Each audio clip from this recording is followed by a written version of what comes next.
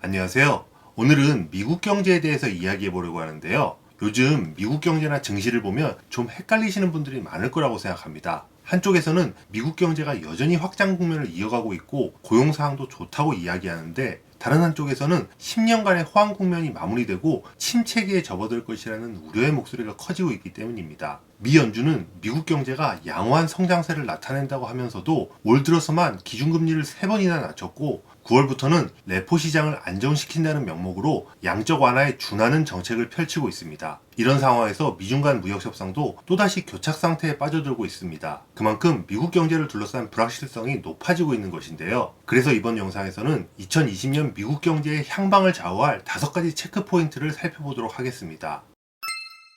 첫 번째 체크 포인트는 미 연준의 통화정책 효과 여부입니다. 결론부터 말씀드리면 당분간 미 연준의 통화정책 효과를 기대하기 어렵다는 점인데요. 미 연준의 통화정책이 한계에 직면하면서 경기 부양 효과가 빠르게 감소하고 있기 때문입니다. 지난해까지 기준금리를 인상해왔던 미 연준은 올해 7월과 9월 그리고 10월에 각각 25bp씩 기준금리를 인하했습니다. 이렇게 해서 미국의 기준금리는 1.5에서 1.75%까지 내려왔는데요. 이에 따라 미국 주식시장도 화랑을 보이고 있습니다. 그런데 이 같은 모습이 지속될 수 있을지 따져볼 필요가 있습니다. 미국 금융시장의 화랑이라고 하면 많은 분들이 2017년부터 2018년 중반의 상승장을 떠올리실 텐데요. 사실 이 시기에는 미 연준이 기준금리를 인상하고 있었음에도 미국의 경기가 견고한 회복세를 나타내고 있었기 때문에 미국 증시가 크게 상승할 수 있었습니다. 이와 대조적으로 올해의 경우 미국 경제가 정점을 찍고 둔화하는 상황에서 미 연준이 기준금리를 내리고 있습니다. 3분기 미국 경제 성장률이 전분기 대비 0.1%포인트 하락한 1.9%에 그쳤지만 미 연준이 3차례 기준금리 인하를 단행하면서 미국 증시가 사상 최고치를 경신하고 있는 것입니다. 따라서 중요한 것은 향후 미 연준의 통화정책 방향이라고 할 수 있습니다. 하지만 최근 공개된 FOMC 의사록에 따르면 파월 연준 의장을 비롯한 미 연준 수뇌부들은 추가적인 금리 인하 가능성에 선을 그으며 당분간 기준금리를 동결하겠다는 입장을 밝혔는데요. 이렇게 볼 때 2017년 이후 미국 증시를 이끌어온 두 개의 축인 미국 경제 성장과 금리 인하 가운데 경기 회복만으로 주가를 이끌어가야 하는 상황이라고 할 수 있습니다. 그런데 앞서 말씀드린 것처럼 현재 미국의 경제 성장률은 이미 정점을 찍고 내리막길을 걷고 있습니다. 이런 상황에서 주식시장의 나홀로 상승세가 지속되면 금융시장과 실물경제의 괴리가 갈수록 확대될 수밖에 없는데요. 더욱이 증시의 펀더멘탈이라고 할 수 있는 미국 기업들의 실적, 즉 EPS 추정치도 지속적으로 하향 조정되고 있고 최근 들어서는 조정폭이 확대되고 있습니다. 이렇게 본다면 현재 미국 증시는 전형적인 유동성 장세라고 할 수 있습니다. 여기서 기준금리를 인하한 효과가 앞으로 서서히 나타나면서 경기가 재차 회복될 수 있는 것 아니냐고 물으실 수 있는데요. 문제는 미 연준의 기준금리가 중립금리보다 25bp 낮은 것에 불과해 과거 금리 인하 시기 대비 경기 부양 효과가 크지 않을 것으로 예상된다는 점입니다. 참고로 중립금리는 물가가 안정된 상황에서 잠재 성장률을 달성할 수 있는 균형금리를 의미하며 통상 기준금리의 완화적인 정도를 파악할 때 중립금리와 비교합니다.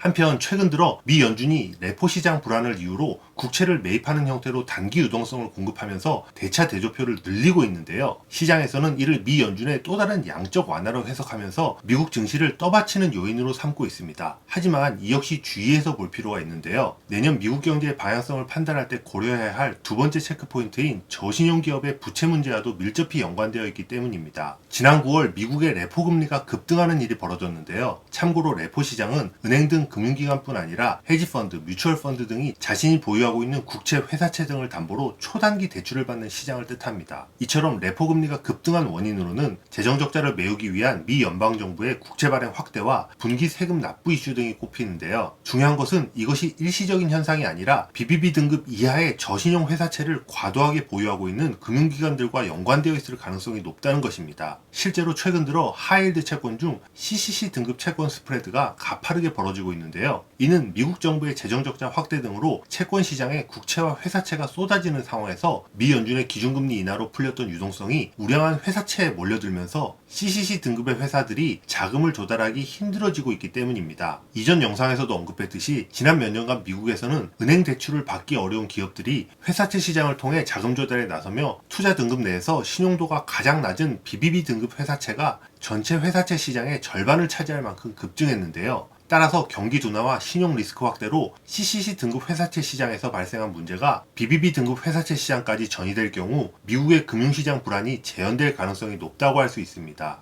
이와 관련해 최근 부채 비율이 높거나 신용이 낮은 기업에 고금리 대출을 하는 레버리지론과 이를 기초 자산으로 한 금융상품인 대출채권 담보부 증권에 대한 리스크가 부각되고 있는데요. 이 레버리지론과 CLO는 글로벌 금융위기 당시 서브프라임 모기지 채권을 모아서 만든 합성 채권인 CDO와 유사한 구조를 가지고 있습니다. 특히 레버리지론의 경우 저금리 기조의 장기화로 고수익을 좇는 수요가 늘어나며 올해 9월에 1조 4천억 달러로 급증했는데요. 이는 2007년의 2배 수준에 이르는 규모입니다. 하지만 최근 들어 레버리지론 발행 기업의 실적 부진과 부채 비율 상승 등에 대한 우려가 커지며 자금을 회수하려는 투자자들이 늘어나고 있는데요. 경기 둔화 국면에서 이들 저신용 기업의 부도 리스크가 부각될 경우 금융시장에 상당한 충격을 초래할 가능성이 있습니다. 내년 미국 경제를 좌우할 세 번째 체크 포인트는 미국의 고용시장인데요. 미국이 글로벌 금융위기 이후 초장기 호황을 누려왔다는 것을 가장 잘 보여주는 것이 바로 실업률 지표입니다. 2009년에 10%까지 올랐던 실업률은 이후 지속적으로 하락하며 올해 9월에는 사상 최저치인 3.5%까지 떨어졌습니다. 미국 경제가 사실상 완전 고용 상태에 이르렀다고 할 수 있는데요. 이는 미국 고용시장 상황이 매우 좋다는 것을 의미하지만 반대로 이제 고용시장이 정점에서 아래로 떨어질 일만 남았다는 것을 의미하기도 합니다. 실제로 최근 들어 미국 실업률에 선행하는 구인자 수가 둔화하며 실업률이 앞으로 더 이상 개선되기 어렵다는 점을 보여주고 있는데요. 문제는 고용시장이 부진해지면 미국 경제의 핵심 성장축인 소비 모멘텀도 약화될 가능성이 커진다는 점입니다. 지금까지 미국이 여러 가지 어려움 속에서도 양호한 성장세를 보였던 것은 고용시장 개선에 힘입어 미국 GDP의 70%를 차지하는 소비가 견고한 성장세를 나타냈기 때문인데요. 하지만 미국의 소비가 흔들리면 미국 경제뿐 아니라 글로벌 경기도 타격을 입을 수밖에 없습니다. 실제로 미국 컨퍼런스 보드 소비자 신뢰지수는 2019년 7월 이후 하락세를 나타내면서 소비 부문도 녹록지 않은 상황임을 나타내고 있습니다.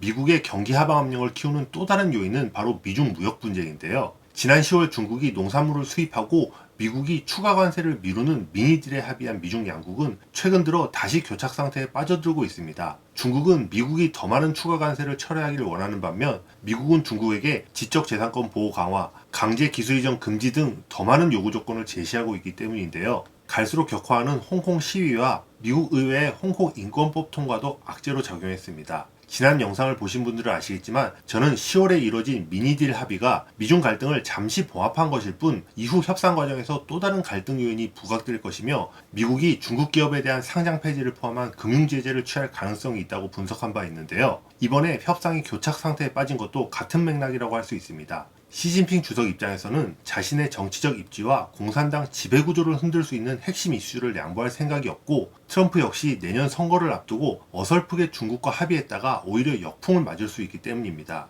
실제로 하버드 해리스 폴에 따르면 응답자의 67%가 미국의 대중국 관세 부과를 찬성하는 것으로 나타났는데요. 또 다른 여론조사에서는 공화당원의 74%가 무역 분쟁에서 미국이 유리하다고 생각하는 것으로 나타났습니다. 내년에 있을 재선에서 승리하는 것이 가장 중요한 트럼프 대통령 입장에서는 경기 침체나 주식시장 하락을 초래할 수 있는 중국과의 갈등을 피해야 하지만 그렇다고 중국의 압박에 굴복하는 모습을 보여서는 안 되는 딜레마에 빠져 있다고 할 수 있습니다. 하지만 미중 무역 분쟁은 이미 미국 경제에 부정적인 영향을 미치고 있는데요. 다섯 번째 체크 포인트인 제조업 경기가 바로 그것입니다. 미국의 제조업 경기는 매우 부진한 모습을 보이고 있는데요. 10월 제조업 생산은 전년 동월 대비 1.5% 감소하며 7월 이후 4개월 연속 역성장하고 있으며 ISM 제조업 지수 역시 기준치인 50을 밑돌며 수축 국면이 지속되고 있습니다. 글로벌 경기 둔화와 미중 무역 분쟁의 부정적 여파가 제조업 부문에서 먼저 나타나고 있는 것인데요. 이처럼 제조업이 흔들리면 앞서 언급한 고용시장이 위축되고 그에 따라 소비 부문 역시 타격을 입을 가능성이 높아집니다.